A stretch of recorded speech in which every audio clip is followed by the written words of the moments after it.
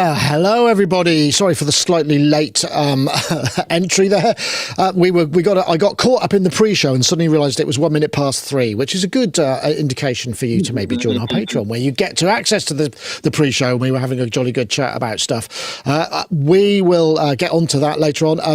Actually, today is episode 840. Gosh, it's how time flies. Recorded today on the 4th of April. I hope you had some fun on the 1st, or not, as the case may be. This is the Music Technology Podcast. We talk about all things to do with music tech, recording, synthesizers, drum machines, software, DAWs, production, live performance, anything that kind of surrounds that world, and streaming, etc., etc. So for the next hour or so, sit back and we will discuss the week's news and riff accordingly. But before I get you there, I just wanted to let you know about our Patreon, because as I said, you get a lot of good stuff there. So I'll just play a little message back after this. It's 2025 and our Patreon keeps getting better thanks to our supporters. Thank you so much. There's ad-free versions of much of what we post on YouTube, Sonictalk pre-show, Sonic Lab extra videos, the ever-expanding Sonicstate archives, including classics like the top 20 greatest samplers. There's Patreon Discord, a monthly hangout, the excellent members map, impulse responses from classic and unusual reverbs, and a growing collection of patches and samples in decent sampler format, including some great Moog Muse samples. In fact, the music you're listening to now by Paulie Bow was made using our sample sets, so why not consider supporting us and keep us doing what we do? Head over to patreon.com/Sonicstate. Yes, indeed, and we do encourage you to do that. Quickly, we've got some coming up stuff. I encourage you to take the survey, sonicst.me/survey. The link should be in the show notes. Also, check out our tour of the Schneider's Keller. We did. Ed, who is a long-time Sonicstater, has now got a proper job, and he's running the store there in London's Denmark Street. We've got a track from scratch coming up with Matt Heinbach interview from the gig last weekend at the Old Church. Paulie's got a Seagull collection, which was those antique instruments he's done a 5 minutes with, which is actually really cool. And so now let's get on to our guests. Hey, look who it is. It's Gaz Williams from Bristol. Gosh, you look very summery, Gaz. You've gone full summer. It's not quite warm enough here for that. Oh, I know, but it is lovely and sunny. It's it's awesome.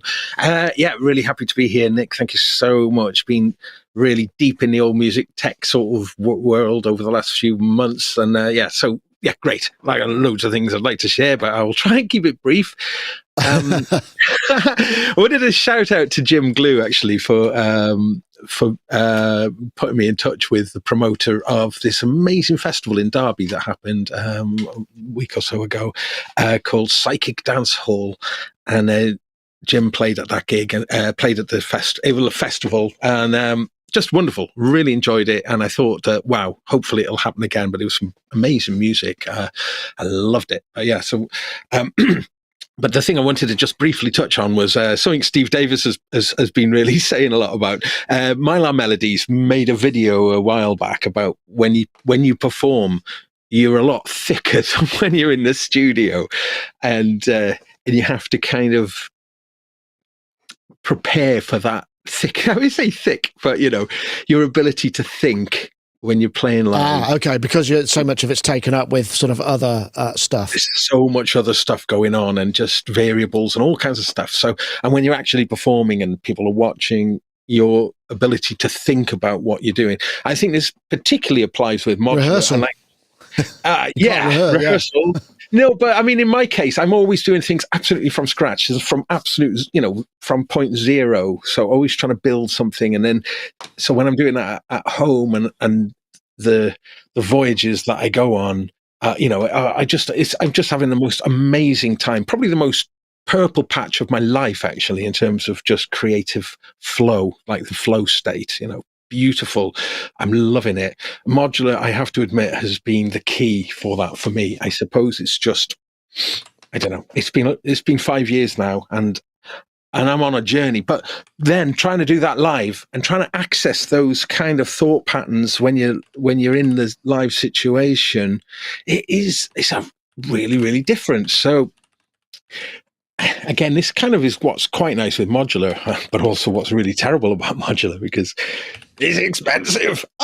But you kind of figure out what your brain can handle in those situations, or certainly that's what I'm moving towards, making, little adjustments and fine-tuning things to try to get as close to that flow state live, as possible, really. But that was it, really. That's what I wanted to say. I thought it's just quite interesting to kind of consider, if you are going to be playing live, that's... I've got a theory for you, which I heard just the other day, okay. Which is... we have two modes of thinking. We have our brains work in a high-speed mode, which is our instinctive animal brain, which is what all animals are good, so lightning reactions of a cat, all that kind of thing. And what we can do, we're reacting. Most of our time is spent with using our fast brain. Our slow brain is something specific to humans, or more specific to humans. It's more developed to humans, which is the thing that we ruminate, we think about. It's the creative process where we're considering things, we percolate them and then we come up with, and that is something that is much harder to access without giving the time. So we're probably using our fast brain when we're performing, and our slow brain is suppressed because it takes up all the bandwidth. That makes total sense. Yeah, that's amazing. Okay. Yeah, I'm going to get on to introducing our next guest. I think Aneek Thapar is going to be joining us as well. He's just asked for a link, so I'm hoping he can do that without too much of a kerfuffle. Steve Hillier back again. I don't know. We don't see a Steve for years, almost months, and then two come along at once. It's fantastic to see you again. Well, Steve Hillier.net, of course, Dubstar, DJ, educator, all kinds of things. How are you?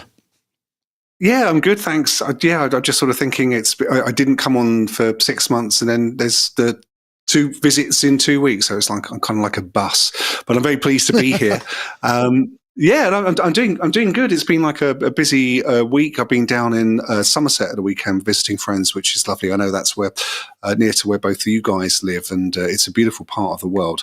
So that was nice. And since I've been back, I've been finishing off some mixes and running in my new small Adam speakers here, the D3V, which I think that's the model name. I'd reviewed those. Yeah, and I've been finding them really helpful. I've been looking for some small near-field monitors for a while, because previously I was using, just simply because I had them, I'm using some KRK speakers, which are nice, really nice vibe to them, but they're not particularly accurate. They're kind of flattering, if you know what I mean.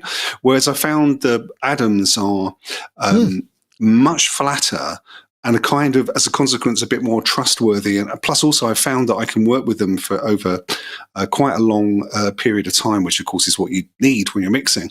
So they've been really useful so far. And, of course, one of the things that's really lovely doing the kind of music that I'm currently doing is going from a small speaker, where you're doing all the technical stuff, and then switching to the big speaker with a sub and whacking out the volume, and it's like the room comes alive, and you can kind of hear the results of all the detail that you've been working on played out loudly. So, yeah, I'm having a swell old time here, really. Cool. Have you switched on the have you picked them up and not realized and pushed in, because they've got those passive radiators at the side which are sort of squidgy. I noticed in the comments of my review somebody said, yeah, make sure you don't do that. I did that. And it was does it break problematic.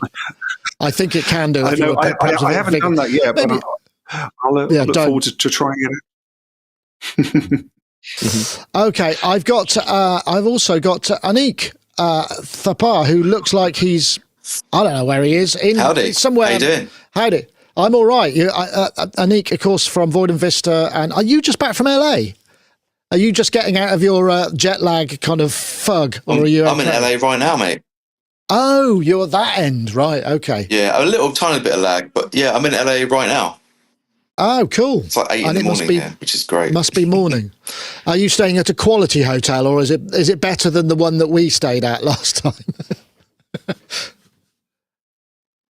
Oh, I don't know if you can hear me. Do you know what? It might actually be slightly worse.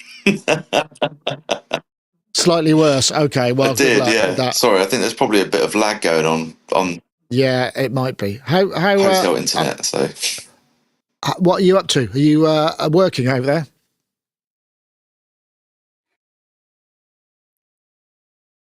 Oof, I'm not sure this is going to work. It's like a 30-second delay. Oh dear. Yeah, he's frozen. It's a long way away. He's a long way away. Yeah, well, he's closer to the actual server that's running this whole kit caboodle, but it seems seems to have vanished. I'll just turn him down for the time being while he maybe sorts that out, and we'll see if that works out. Anyway, we should probably get on and we'll do some topics, and if Aneek can make it in, then great. If not, it's a little bit. I was back. I don't know. You kind of, the delay is really long, like 10 seconds. I think. how's this now? That's better. What happened? That's better. Okay, cool. I just got off the hotel Wi-Fi. Yeah, use 5G. 5G. What are you doing in LA? Are you working? Yeah, so we're here in LA, me and Tom from Void and Vista, and we're here to sort of show the Hollywood composers our new instrument that's coming out later this month. I won't say anything more about that. We'll do a big reveal later on. But yeah, it's just great to be here, and the reaction so far has just been overwhelmingly positive and fantastic. You know, it's great to have so much smoke blown up one's rear. Excellent. That's while you're in the room, at least. Yeah, it's always a nice thing. Oh, look, there we go. You're in portrait mode, which I guess is fitting. Yeah, we were going to get. Yeah, you could probably flip it, and it might. Yeah, look at that. There we go. There you go. You're part of the gang now, and we can see the extreme my background. So yeah, I don't know if you can do that on the phone. You'll have to check that out. It's a nice mushroom / magnolia hotel sort of vibe. So yeah, but image quality is much better. It looks fine to me. So let's have a look. I guess we're going to start with April Fools, and have I got something to play for April Fools? Another example, because I'm like. That's not it. Yeah, I think I had something to play for April Fools. Let me just press. Something. Yeah, I was very pleased with this one. I was quite proud of myself. I did the 5th fundamental waveform discovered at ERCAM, and I came up with the pizza wave, because the guy who did it was from Pisa, which is the sloping square. I actually did pretty well in terms of views, in terms of our other April Fool's efforts. So I think maybe some people fell for it, but there are plenty, weren't there? There were a couple. In fact, Aneek, you sent a few through. Gaz, did you see anything April Fool wise, or did you play any pranks, any music tech / audio related April Fools? I didn't, and it's a missed opportunity because I do like a good prank. I thought the OP1 Field software was great. Oh, that was fantastic. Yeah, that was really funny, especially the price of it as well. You know, that was on Gear News. Yeah, that was on Gear News. It's $999. Yeah, oh no, at the same price. Yeah, that was $1,999. Yeah. Yeah, I'll go. What else? No. Please, next person, because I'm struggling to think of the next one. Aneek, I was rather disturbed about yours, to be honest. Your personal one. I just thought, Yeah, mine's going to split everyone down the middle because some of my friends absolutely hated it. But so I was on my way in to a session at Bleeding Fingers Remote Control here in LA, and I just got a text as I was walking in from my girlfriend saying, "Oh my God, someone's kicked in our front door and they've taken a lot of stuff." And I was like, cool, I'll deal with that in a minute. So I went into the session and I got another text from her sort of saying, like, I'm out here in the living room, I don't know what to do with myself. And I was like, okay, I'll hop out and give you a call.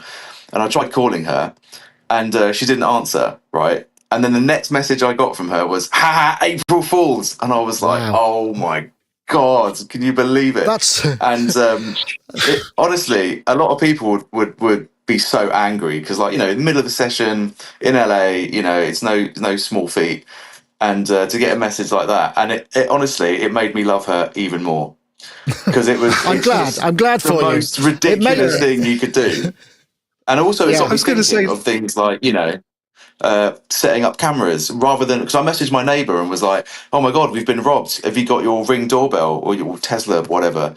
And he was like, yeah, sure. And then I had to send him the screenshot back of basically my girlfriend going like, "Gotcha, you silly bugger." Like, And I just thought it was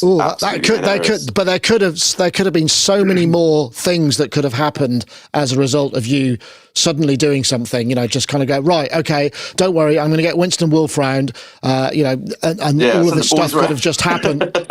So all of this stuff could have just happened as a result. I don't know, that feels a little bit too... But my friend said to me, it was like, I can't believe you're taking it so well. And I said, well, think of it this way. It's better that it didn't happen. Right, so I'm actually, even though it's like a really kind of dividing joke, I found it hilarious. Like we're made for each other. Our sense of humour is just so on par. Well, I'm glad. It's a bit like saying I've been in a horrible car crash. April Fools. It's sort of It's a sort of similarity to that. I don't know. I think the problem with that approach to an April.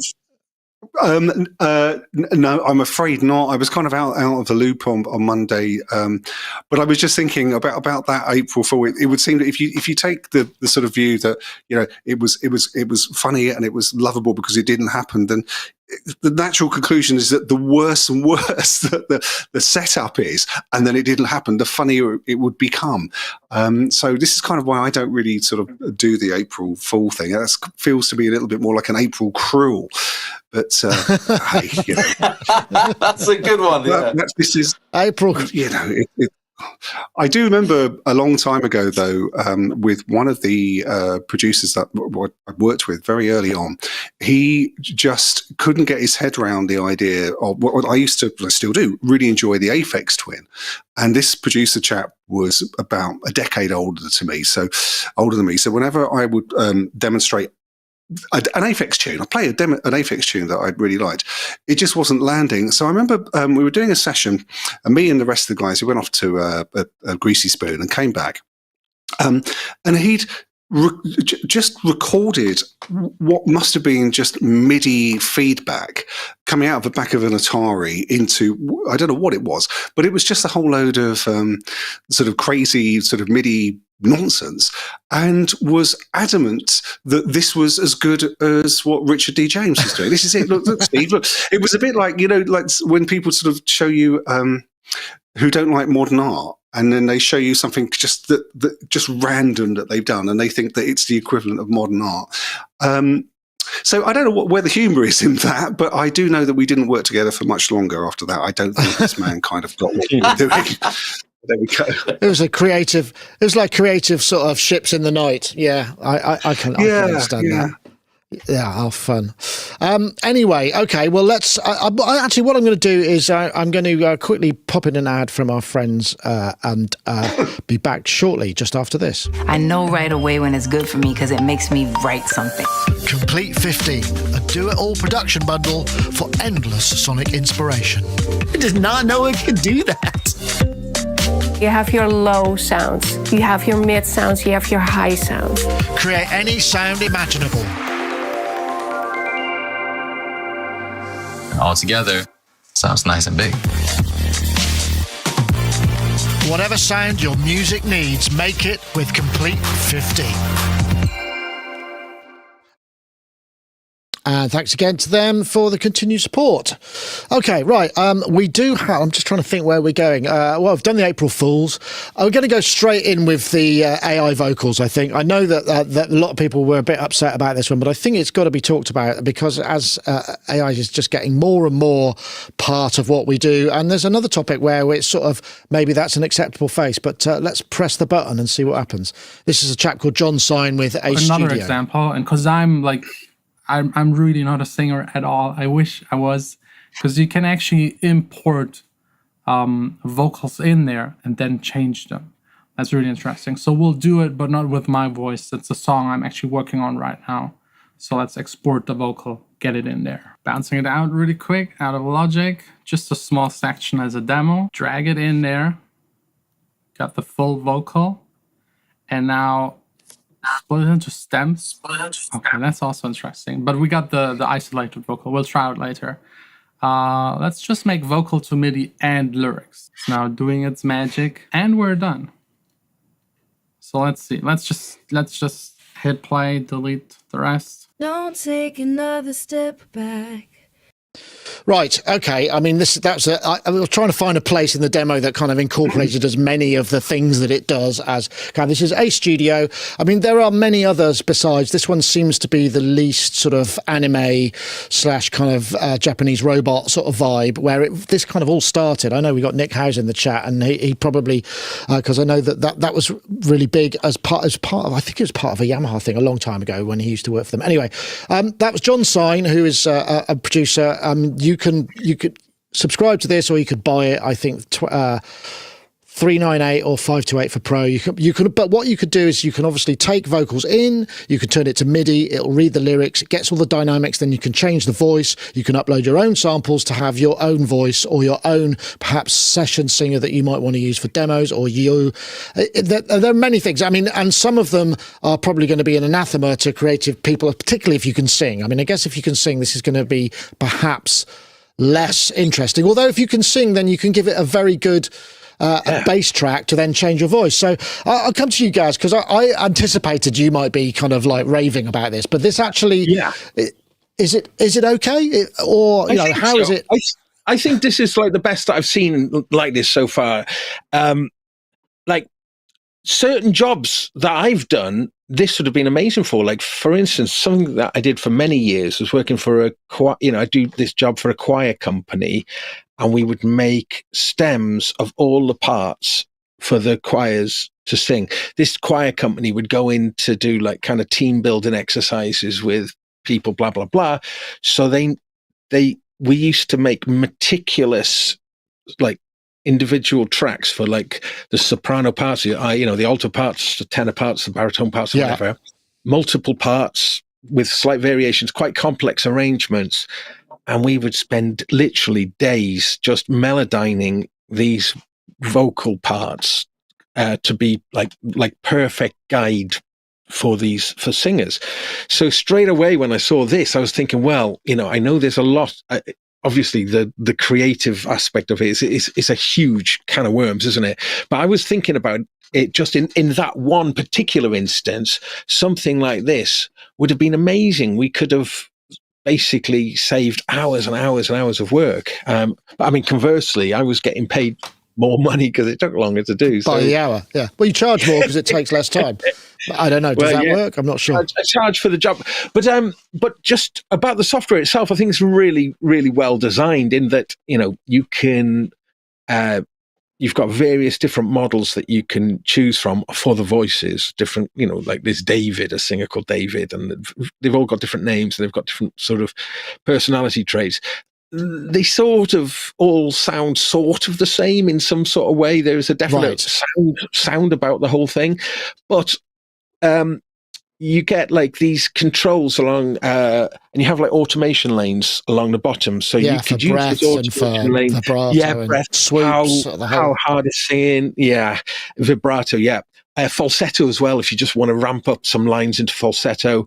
So really kind of very good purpose to it in the software. It looks nice to navigate, and then there's the mischievous sort of imp in me that's just sort of thinking about all of the like really naughty and stupid things you can do with it, and then that becomes like almost delicious, like sort of masses, loads of voices building up, choirs all singing toilet related songs, really filth kind of stuff. And just, it's like I can't wait to get my hands on it. Or pork ticket kind of stuff. Nice novelty stuff. Records, yeah. Horrible, with really horrible changes, just, So, I don't know if I was doing that job still, then this would be like a no-brainer for me. I mean, that job's been finished for a good few years now, but that kind of creative stuff just,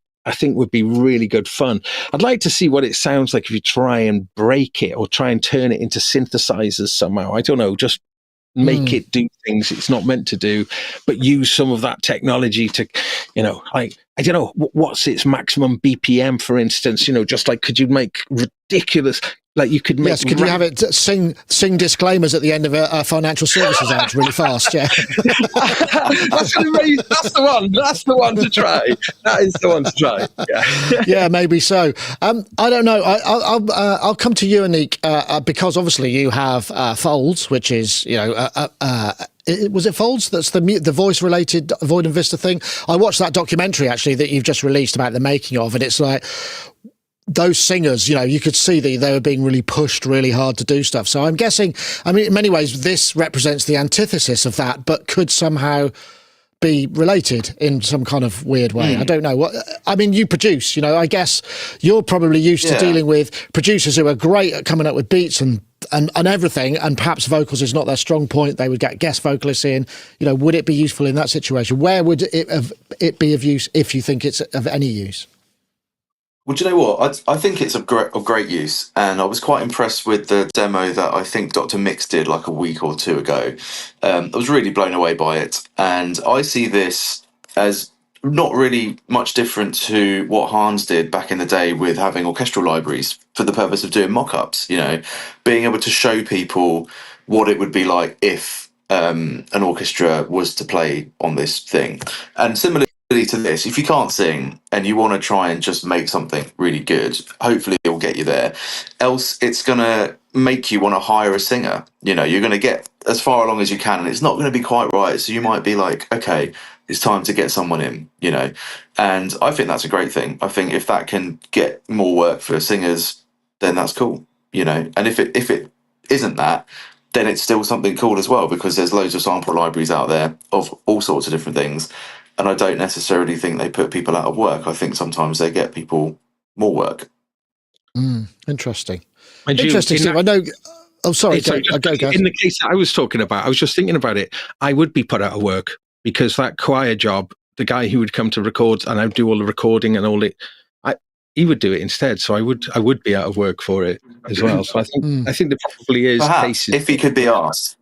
If he could be asked, because I think this is the same thing. Whereas, like, we end up being job probably changes. Someone was saying, "Oh, AI music's gonna ruin it because people will just, for example, for our music for adverts, people will just type in what they want." It's like, yeah, maybe if those people knew what to type in.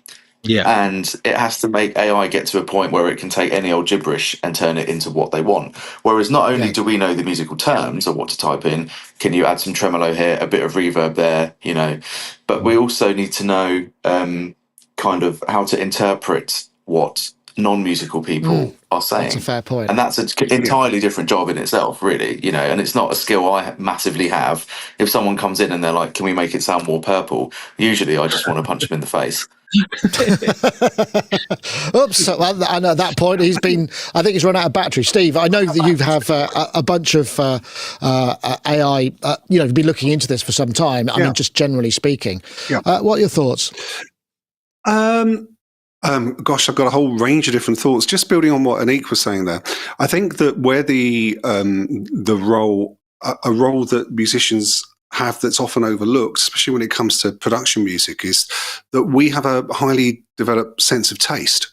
So if you're an ad exec and you think, right, you can just type in maybe something that sounds like the Chemical Brothers but with more explosions, and then you get back something that sounds like the Chemical Brothers but with more explosions, well, that might have a huge amount of novelty, but you don't necessarily have the right critical faculties to know, well, yeah, it sounds amazing, but it's not right. And that's where I think that the fundamental skill of a musician will come in. It's to actually sort of search through the generated compositions and find the bits or find a composition that actually works in that circumstance. This is where the sense of taste comes in. But to go back to the vocal generation software, I thought it was really interesting. I thought it was kind of exciting. I think we've already touched on that this is ideal for writers and producers who don't sing. And I think that's where this software has a role. I think, to my ears, the vocal results still sounded sort of generated, if you know what I mean. Yeah. Like, and only a little bit, but that little nuance is enough. You know, we're human beings. We're highly attenuated towards listening to each other. So these vocals often land in what we call the uncanny valley, which can be a little bit off-putting. So. Yeah, so I think that really, at least in the world that I inhabit, where this software is going to be really useful is for songwriters who don't sing but want to hear what they've written might sound like with a really great sounding vocalist. But with AI vocals in general, I found a couple of really interesting uses in the work that I do. One thing that I thought was kind of cheeky, but I love doing this, is that I made a model using a different platform called kits.ai. I made a model of my own singing, because I do a bit of singing. But it was from recordings that I'd made of me from just around the turn of the century. So these are like 25 years ago. And what I discovered is that if I record myself now, and then put it into Kits AI as the sort of the audio prompt for it to generate a vocal, and then it generates a vocal from the you model when you're younger. of me. Sorry, yeah. It all of a sudden it's like it's better than any microphone or moisturizer. It just takes 25 years off my voice, which I don't know whether that's cheating or not. I don't know, but it sounds terrific. And so, you know, it's kind of like it's sort of the audio de-aging, I suppose, which I found really interesting. But one other thing, just kind of quickly, this isn't a platform that generates vocals, but I have found it useful. It's a song generation platform called Suno, which where you can just generate songs just by typing. I'm not sure about that. Yeah, it's where I found it interesting is that you can supply your own lyrics, and then it will generate a song based on those lyrics. What I've been experimenting with is supplying it with text from languages that aren't English, and seeing what it comes back with, because a lot of the time it doesn't seem to understand what it's being dealt with, but it comes back with a generated track and a vocal that doesn't really sound like anything else. So you can use a stem splitter to access that vocal and maybe generate your own, compose your own tune around that generated vocal. And that's been really interesting, I found, especially with Eastern European languages. You get some very interesting results. That's so, an interesting idea. You're not sure about Suno, though, interesting. Nick, you said? Well, Suno, the guy from Suno, he basically was saying, you know, making music's too difficult.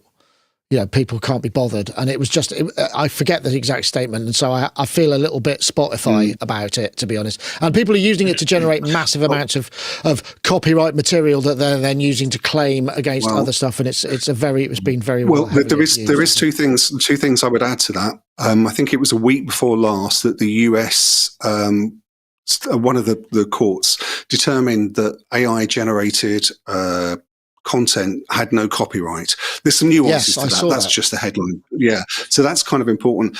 Also, the other thing is that with almost everything that is generated by Suno and many of these other LLMs, you really just get novelty. So it's good fun to make up an instant song about what you're doing in the kitchen and how you're going to hang out with your mates later and what you think about your mum. But it's not Bob Dylan. Know what I mean? It's not. And so I think that. Yeah. Okay. No. Yeah.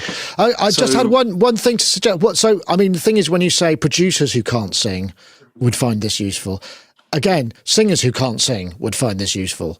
Yeah. So, you know, in a way, music, particularly Singers sort of high pop music production has been gravitating towards a more robotic and a more corrected and a more, you know, pitch perfect, and also fully synthetic, you know, it's unashamedly synthetic kind of a treatment. So how then do you tell the difference? You know, there's this sort of their meeting, you know, so if you get an AI generated voice and a human generated voice and you're trying to flatten off the rough bits or make it sound robotic and then you just put a robot in, are we going to be able to tell the difference, I suppose would be the question. But that's a big question. I feel like also these kinds of AI tools, you know, we're in what I think is like the grand age of music democratization, where the tools are extremely cheap, extremely available to everyone. And I think that's a good thing. And I think a lot of people really, really wanted that. You know, they wanted it to be really democratized and available to everyone and not gatekept by price or whatever.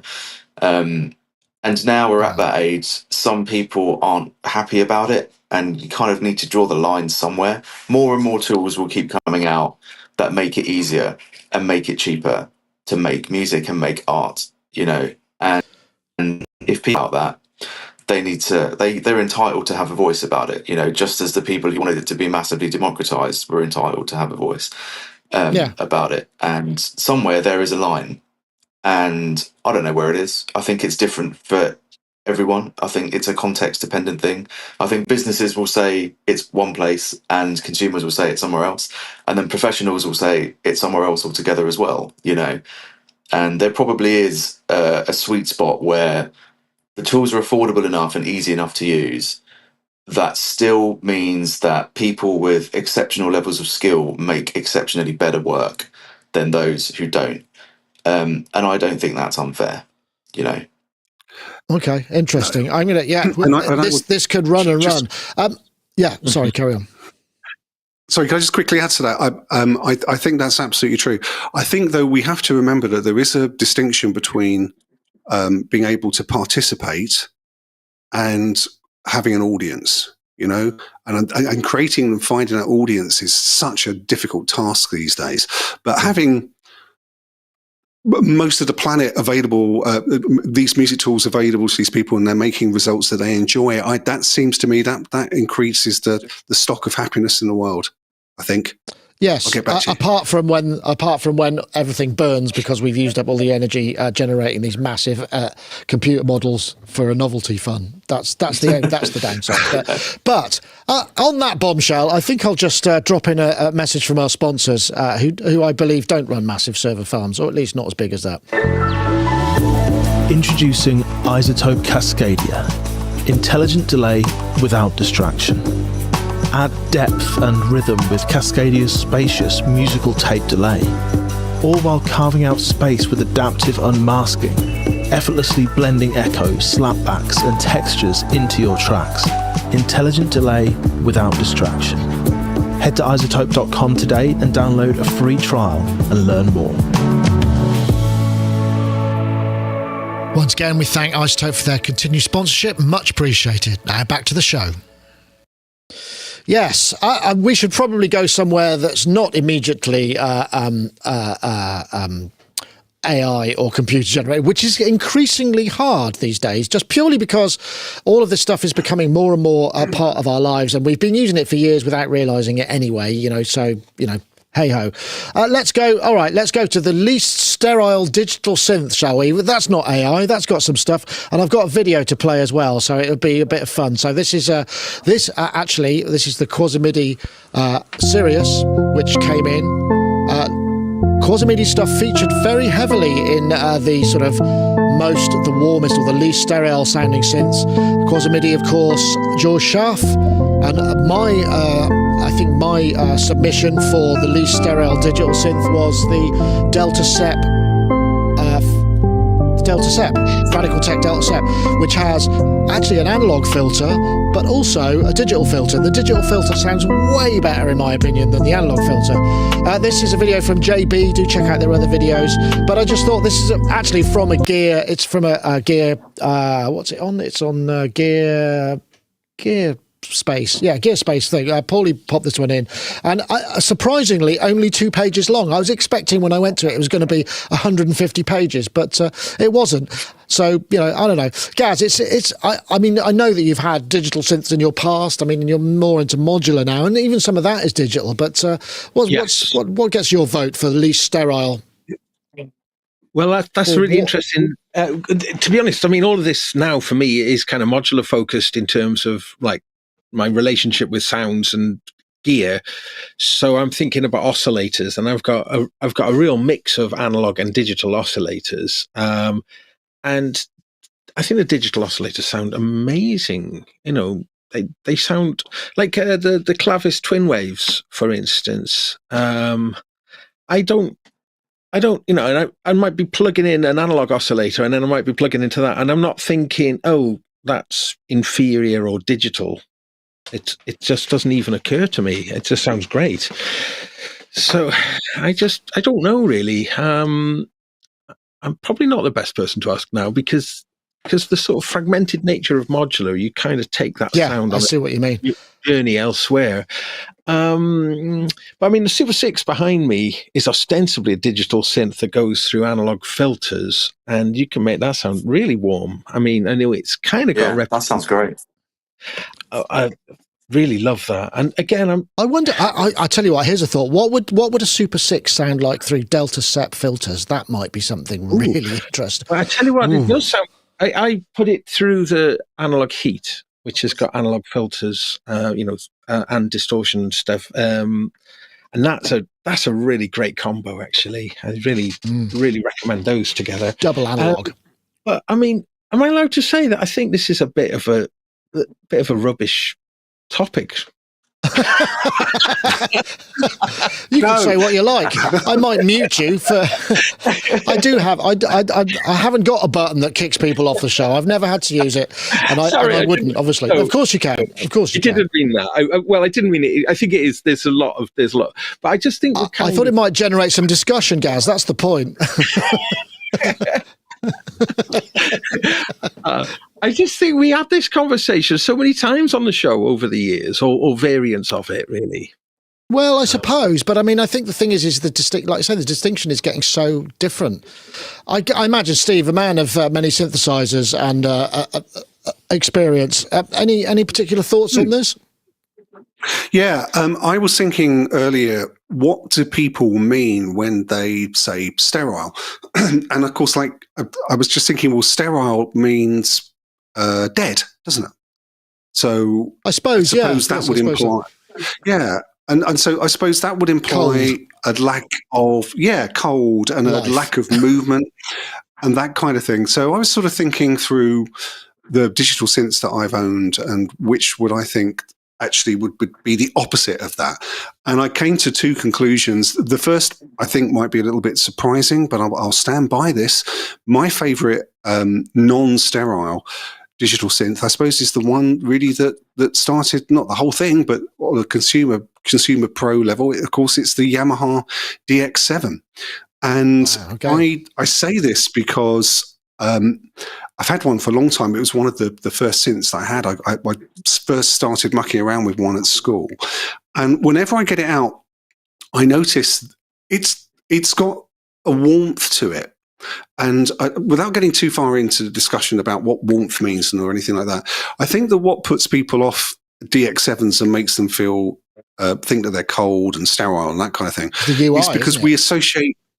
Well, we kind of associate it with a lot of very bright sounds, and the plucky kind of percussive sounds that always had like a very bright kind of edge to it.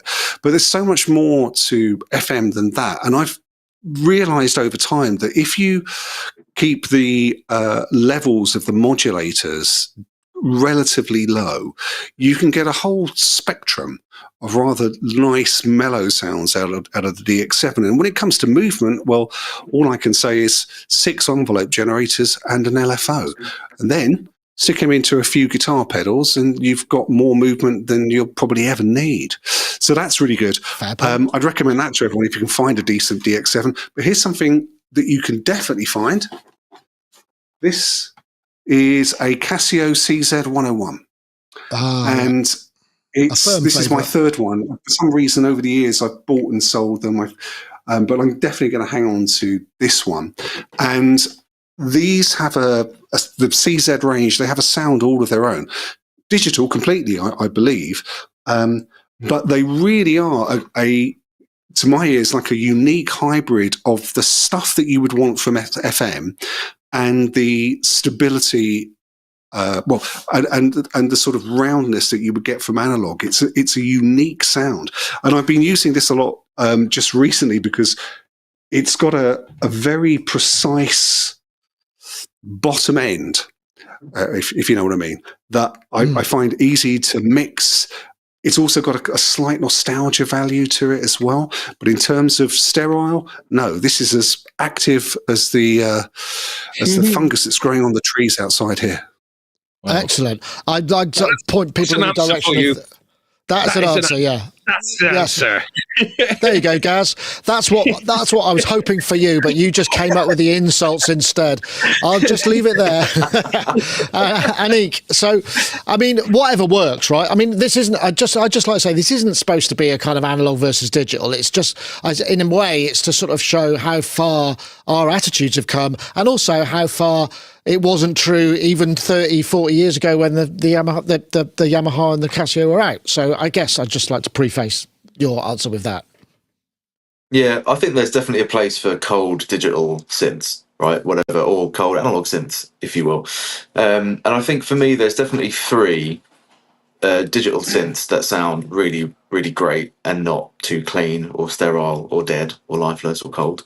And the first one, I think you might know what I'm going to say, Nick, but it's the Genki Katla, which isn't out yet. But the demo I had, it just blew my socks off. It sounded so alive and so vibrant, and it was moving so much, and it had so much fluff and character to it that I literally thought it was an analog synth. And they said, "Oh no, this one's digital. We're going to try and make it analog during the year," you know. And part of me was like, okay, if you do that, just let me have this one because I'm in love with it, you know. And I think another one was the Yamaha Reface series. They did a DS80 remake, a little mini one, and a DX7. I thought those both sounded amazing. And it might just be my rose tinted glasses because I haven't played one for a while.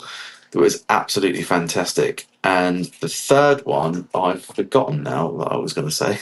But in modular world, there's a bunch of like digital synths that sound really cool, like the 4MS Ensemble. You know, that can sound cold and digital, but it can also sound really warm and analog, and you add just a little bit of movement with some modulators, and it's just you could fool anyone into thinking it's an analog synth, you know. And I think for me, like Steve said, the characteristics of it are movement and feeling alive. And if you whack something through the right pedals, you'll get there eventually. Like, no question. And there was one actually, there was a synth that a friend brought over a long time ago that I had for, and I actually can't remember now if it's digital or analog, but I'm sure one of you chaps will know. It was the MF Dominion. MFB Dominion, that's analog. Yeah. MFB Dominion, that's analog. I thought that was a digital synth because it sounded really cold and kind of lifeless. You know, so there you go. I reviewed that. I've still got mine actually. I bought. It's one of the few synths that I reviewed that I bought. They gave me a break on the price, but it's four oscillators. But I think it's got all this kind of interesting XOR and XFM, which makes it sound quite digital. That cross modulation is possibly the thing, but it's got bonkers like 6 Access Virus. That was the third one I was thinking of. The Access Virus. I remember having a little play. I remember playing with that and playing with the delay and just all this kind of stuff, and I was like, wow, this is so amazing and so alive. Like it literally it was reacting to itself at one point, and I'd never done that. And this was a long time ago, early in my career. Yeah, I think that's a fair point. I still think back to that one session that I had, and I'm just like, oh, maybe one day I'll get one.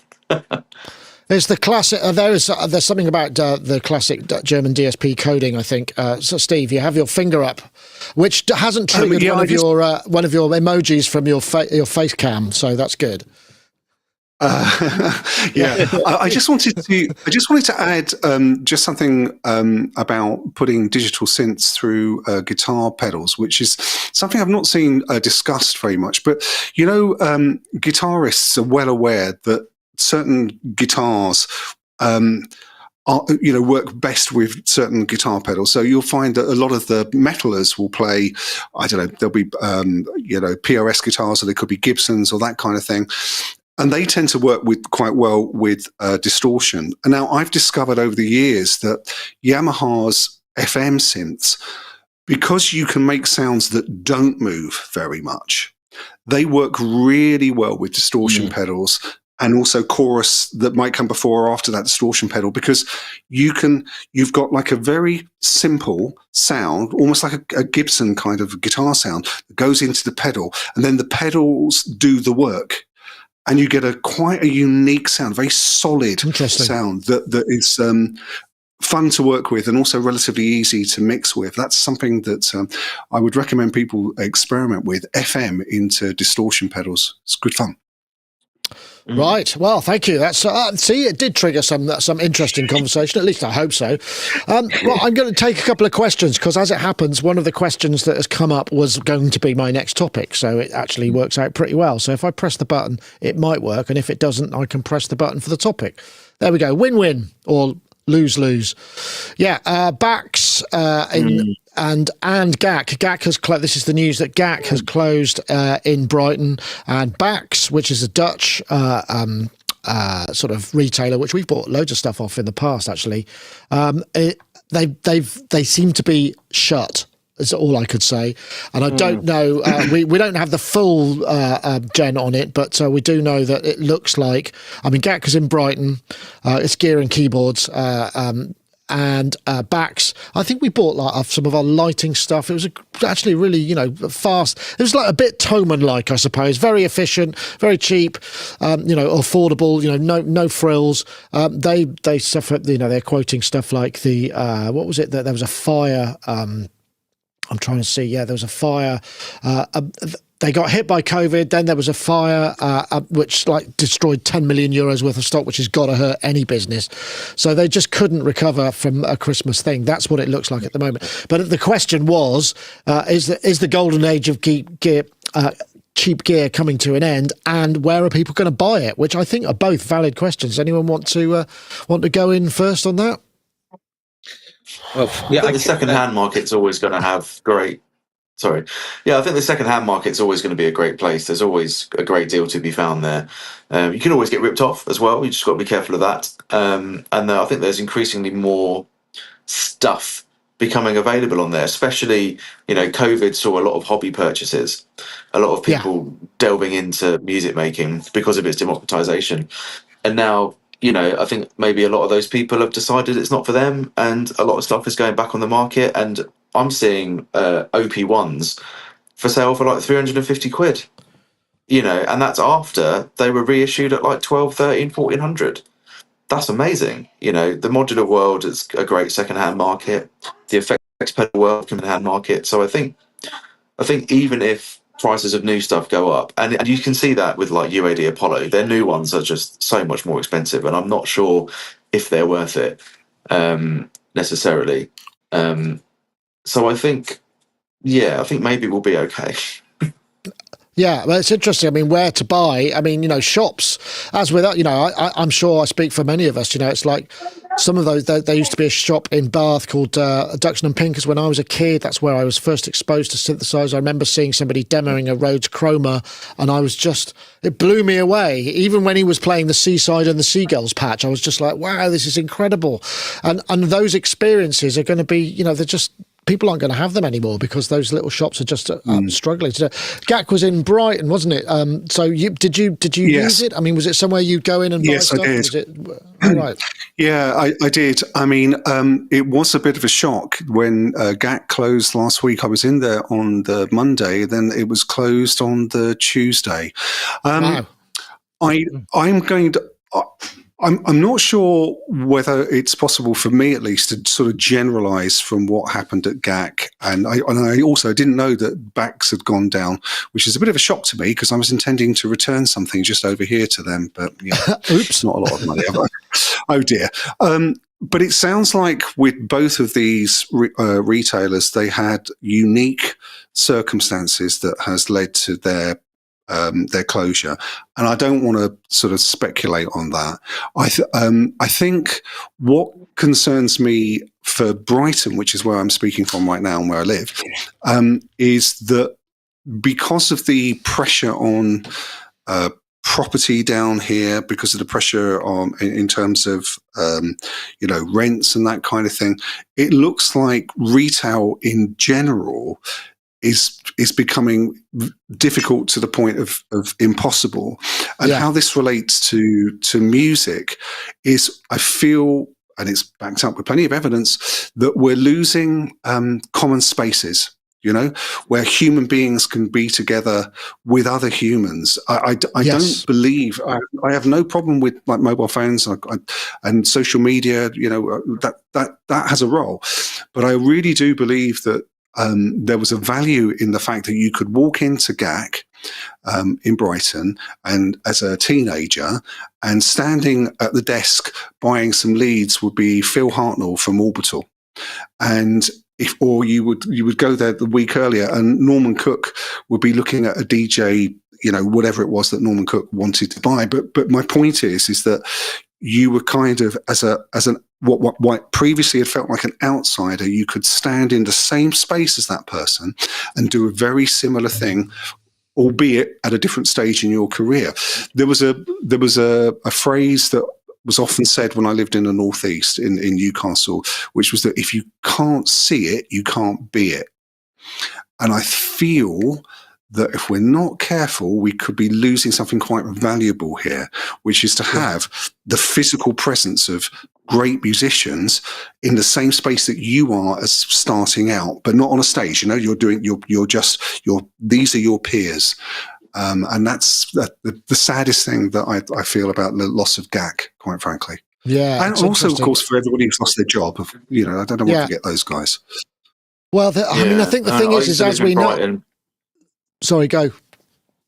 Oh, I used to live in Brighton only for a year back in 2006 and 7, and going into GAK and just picking things up and trying things out. It's an important part of kind of the craft, really, I think, and learning about the gear. And if everything's online and you're just watching reviews, it's kind of a bit cold, really. And part of it was going to these stores like GAK or HMV, Virgin Media, whatever, the one that was in Tottenham Court Road for ages, and going to Denmark Street and getting hands-on and trying stuff. And that's something that really can't go away because it's so important. Andertons as well, when they sort of shrunk in size, I think the drum department became a sort of stock area now. And I remember going there for years and just trying out synths. So we would go with the Void and Vista guys and we'd just play around and end up going home with something we probably shouldn't have, That's kind of part of the experience of being in this world. And, I don't know if graphic designers ever had the same thing. Just going to the works or some kind of craft shop, but we really got to go and play with things we could never afford, Yeah. And, later on in your career, you can afford them if you're lucky. And it's a great feeling to sort of to look back at those times that you sat there playing all this stuff and all these guitars and synths and being like, oh, maybe one day.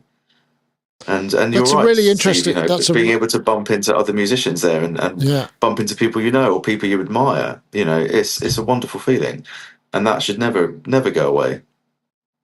It's really interesting you mentioned that. I think the kind of the lack of if I was, or my daughter decided she wanted to play drums, I would have no idea where to send her to go and see a drum kit, because most places, they take up a lot of room. It's hard to find that stuff. Yeah, but I think there is a slight counter to what's being said at the moment, in that, it's really sad, obviously, to lose these places.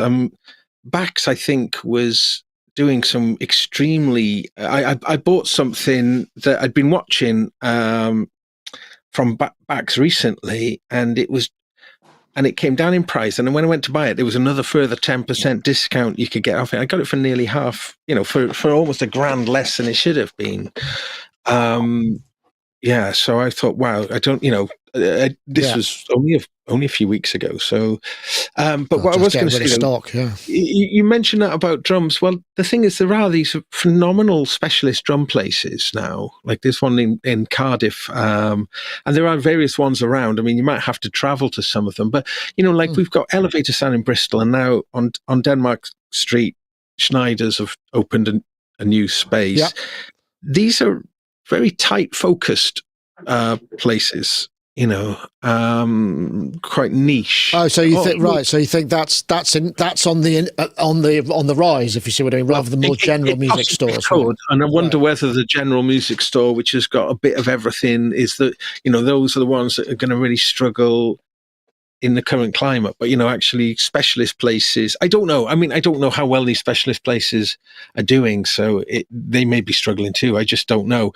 But I'd like to think. I mean, I certainly know when you're saying that about drums. My friends actually run this drum place in Cardiff, and that's better than I'd ever seen any drum place. I buy basses from the Bass Brothers up near Leamington Spa, and they've got a little, you book in to go and have a look at things, and it's a really nice experience. Get nice coffee, nice chest, nice settee to sort of sit on, spend time going through stuff. Way better than anything from the past that I can ever remember. So I don't know. So there is another thing there. Maybe it's an evolution, perhaps. And yeah, okay, no, fair enough. I suppose the problem is all these things for a specialist shop has to align. They have to have a lease that is likely to be fairly favourable terms.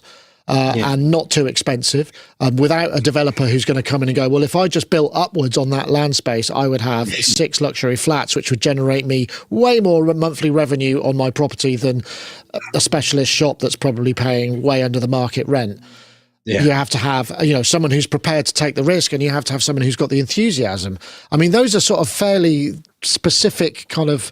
It's a bit like how life started on Earth. There are a very specific set of circumstances for this to thrive, and without that, then all of this stuff is gradually going to go away. And we have this same problem, and it's the same with accommodation, isn't it? I mean, you can't find anywhere to live because every small house has been turned into four apartments or whatever it is, because it's maximising the revenue. But that's more of there's a huge economic issue that's before that. And I know, you could bang on about which flavour of government is fault, but it's a societal shift. And for the last 20 years, it's about maximisation and making everything more efficient and more economically viable, etc., and therefore more convenient. Don't get me started on the convenience economy, because that's one of the big problems. So these are all issues that fall within the same room. This is why these shops can't thrive, because there's not enough. There's not enough leeway in that system. There's that business model as well, where people are buying things from online, getting them home, trying them for a little bit of time, and then sending them back. And I know quite a few companies have been offering that, and that's just, I'm sure, has got to have been really ineffective cost wise. It's like the Amazon model. Yeah, I suppose it has. Keeps the post office in check, though. Keeps the well, I suppose, keeps the post office in work. Yeah.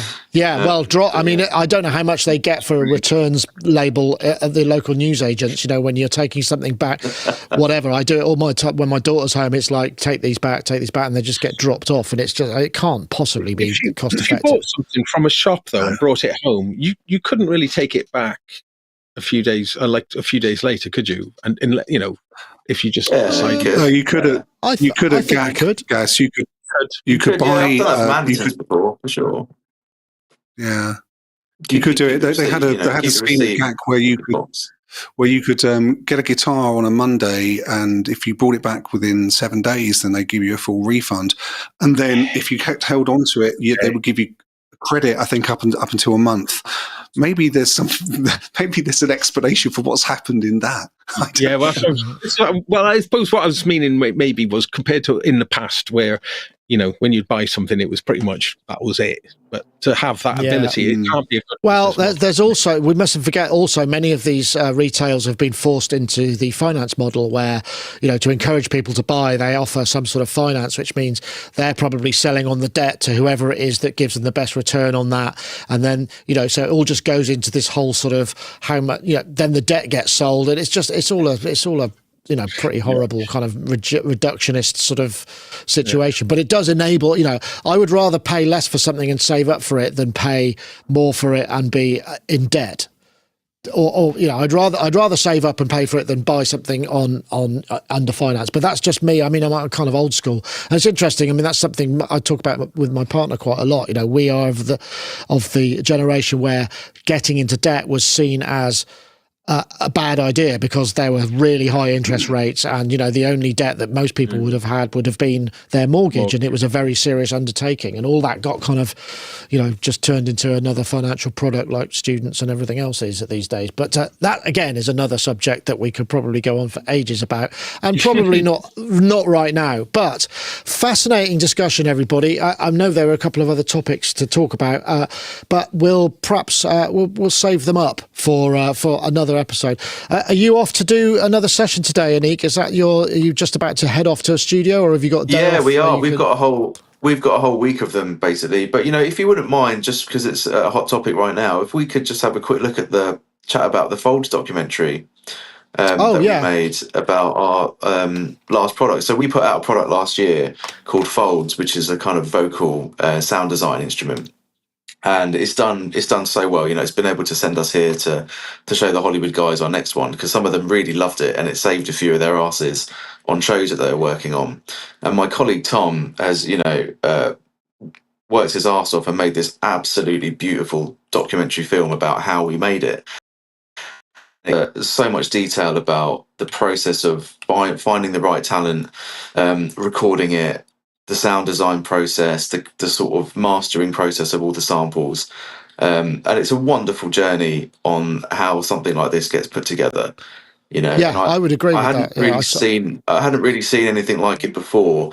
And if I was, even now, but I was going to say, if I was younger and I saw something like this, it was so insightful and just so wonderful. And being a part of it, it was really heartwarming to see this kind of process. Tom's done such a beautiful job knocking this thing together, and I think it's a really insightful film about the process of how these things are made, which I think is a lot of a dark artistry behind them, and everyone has quite a different approach.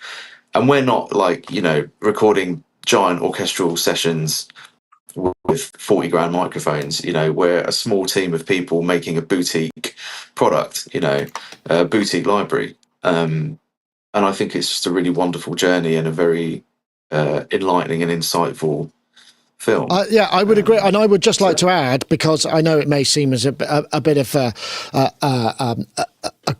what am I talking about? An ad. It's not actually. It's you're absolutely right. The thing that I found, because I watched it, you sent me the link yesterday. The thing that I found really interesting was the effort that the singers were putting into it, and that was conveyed really well in the documentary. How they were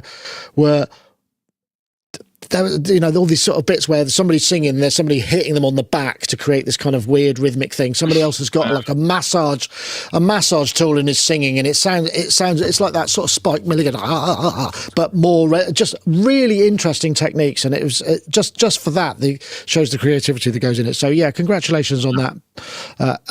Aneek, it's a great piece. So I encourage people. I think thanks Wagyu for sticking the link in the show notes. It'll go in there, and I'll pop it in. But yeah, no, fair point. And I hope you have a great day today, Aneek. Because is the weather nice in LA, or is it? Do you know what, mate? It's actually worse than it was when we were last here in January for NAMM. It's like 10 degrees colder, and it doesn't get to 30 degrees again until next week when we leave. So I bought a suitcase for the shorts. And I'm not going to use them. Well, at least you're away. Maybe you'll have a nice meal or two and enjoy. And anyway, who doesn't want to spend the day being told how great they are? That's a fantastic way to spend the day. Wonderful. And Steve, I'm very good at is absorbing praise. Yeah, well, it's something you have to learn in life. It's hard, especially as a Brit, absorbing praise. Steve, I don't know what you're up to next. I noticed your screens come to light. Does that mean you're going to tab back into some kind of large Logic arrangement?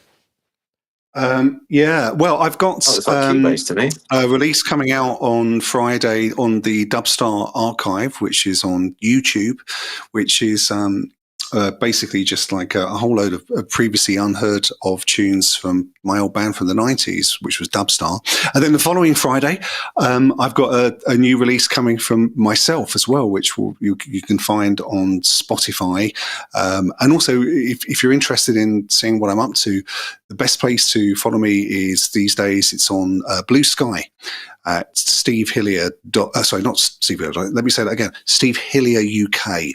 And there'll be more information about these releases out there. So it's kind of a busy time, but I'm thoroughly enjoying it and loving my new speakers. As I mentioned before, it's made all the difference.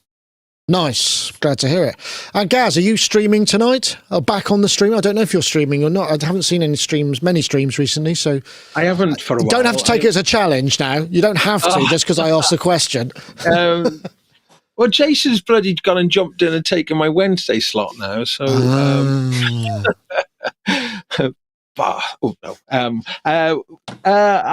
do intend to get to it, but to be honest, I've been so busy with what I've been doing that it's just hard to kind of, switch brains. Yeah, I know what you mean. Switch brains, yeah. But I do. I'd really like to do some streaming on to kind of go through some of my live rig, and because I've done that in the past, showing where it was at, and it's gone through so many changes. This is my modular live rig, and I've been doing a bunch of gigs, so it's kind of interesting how that journey is. Well, it's interesting to me.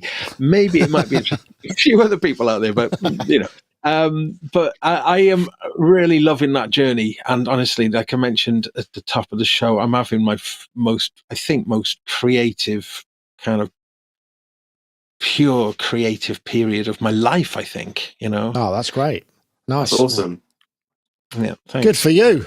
Yeah. Well, I like I say, I've got the Roto control, and I'll try and get around to finishing that soon. I'm working on a new video system that allows me to do it, and I'm using that as an excuse to not get on with it and instead work on the video system, which is not good. I've also got the Behringer Proton, which I was going to look at, and there's quite a lot of Behringer. They brought out a rather attractive looking new DeepMind X, isn't it? DMX, which looked very Juno livery. That looks quite nice. There's massive news as well, isn't there? Oh yeah, SEM. They brought a SEM. Recycle. No, but also Recycle, the legend, has been made free today, a few hours ago, by Propeller. Oh wow! It's like been made free, like a kind of, and it works on all the current platforms, and it's a free, So Recycle, the legend. I saw it really, making Rex files, wasn't it? Was that for making Rex files? Wow. Yeah, Recycle. Yeah, I mean, it was something I used all the time. Basically, you put in the way I used it, you put in a drum beat, and it chopped it up for you. Whereas previously, it was the biggest pain in the proverbial to do that. It would do it automatically on your computer, and you could just send the audio back to your sampler, and now mapped out and cut up. It was awesome. Absolutely. Aneek's got to go. You got a car coming for you, I guess, Aneek. So have a great day. Sorry, Steve, didn't mean to interrupt. I don't think I used Recycle. I think I'm trying to remember what I used. I think I probably cut them up. I can't remember now. But that's an interesting way for it to finish, isn't it? Through a purple balloon. It's like he's blowing a massive bubblegum bubble. I should probably wrap up because I've got to hit the. I forgot to mention it before, but yeah, I thought it was a big deal. Yeah. Thanks. Excellent. All right, nice one. Well, thanks everybody. Thanks to everybody in the chat room. Thanks to our sponsors and all of that. Do check it out. Oh yeah, if you haven't already checked it out, do listen to the MIDI Era Martin Ware podcast. He's done an hour and a half chat with him. It's really fascinating. He's such a generous interviewer. Yeah, there's a lot of great stories in there. So do check that out. That's in the Sonictalk stream. Came out on Friday. So do check that out. Right, that's it for this week. We'll say goodbye. Thanks very much. See you next week. Take care, everybody.